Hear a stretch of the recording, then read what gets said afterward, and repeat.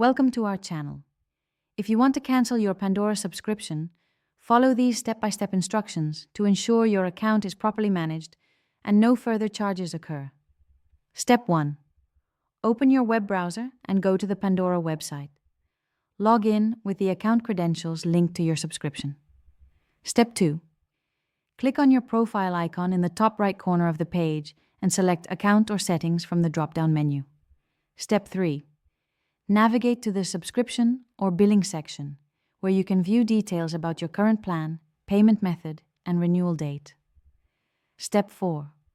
Look for the option labeled Cancel Membership or Cancel Subscription. Click on it to start the cancellation process. Step 5. Pandora may ask you to provide a reason for canceling. Select an option or skip if it's optional. Step 6. Follow all on-screen prompts to confirm the cancellation. Note that your subscription may remain active until the end of the current billing period. Step 7.